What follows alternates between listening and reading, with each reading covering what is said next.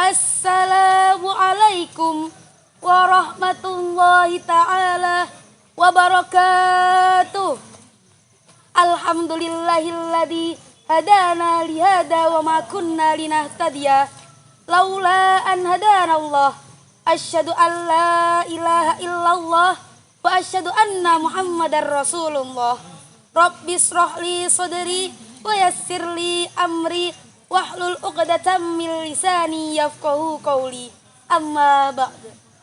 Yang terhormat kepada Dewan Juri yang senantiasa saya agungkan, dan yang terhormat kepada anggota IPNU dan IPPNU, dan tak lupa kepada rekan-rekan kita kader NU yang sangat saya banggakan. Pertama-tama, marilah kita panjatkan puja dan puji syukur atas kehadirat Allah Subhanahu wa Ta'ala yang telah memberikan kita kesehatan sehingga kita dapat bertatap wajah dengan keadaan yang benar-benar sehat walafiat. Kedua kalinya, salawat serta salam semoga tetap tercurahkan kepada junjungan kita, Nabi yang tidak pernah kenal dengan Instagram, YouTube, TikTok, WhatsApp, dan lain sebagainya, yakni Nabi Agung Muhammad Sallallahu Alaihi Wasallam. Nabi yang telah membawa kita dari zaman unta menuju zaman Toyota. Nabi yang telah membawa kita dari zaman jahiliyah menuju zaman yang terang benderang ini, yakni ad-dinul Islam. Islam aswaja di Indonesia adalah NU. Warga NU di Indonesia mayoritas mendomisili di Nusantara ini. Pada zaman dahulu, warga NU terkenal dengan kesopanannya, kedisiplinannya, dan ketertibannya dalam menjalankan dan melestarikan NU. Bagaimana dengan era yang sekarang? NU terkena dampak negatif dari globalisasi dan meningkatnya teknologi. Apakah kita tidak takut dengan keadaan yang seperti ini? Kita sebagai pemuda dan pemudi NU harus sadar, dan kita harus mempunyai beribu-ribu partner, dan kita akan menjadi orang tua yang mewarisi ilmu, kekuasaan, dan estafet perjuangan para ulama aswaja.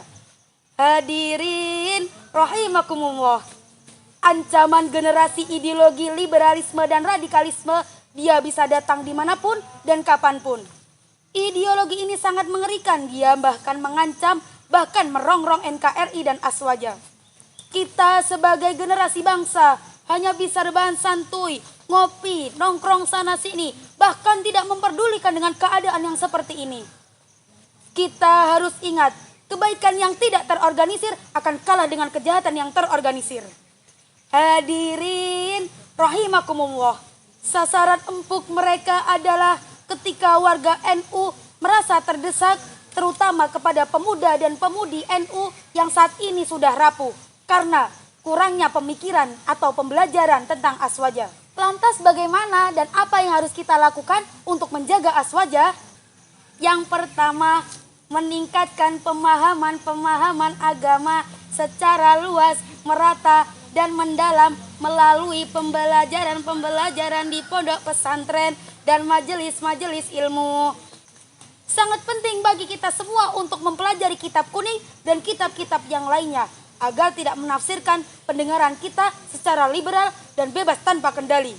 Yang kedua, menguatkan pemahaman aswaja melalui diskusi, seminar, sekolah, dan lain sebagainya.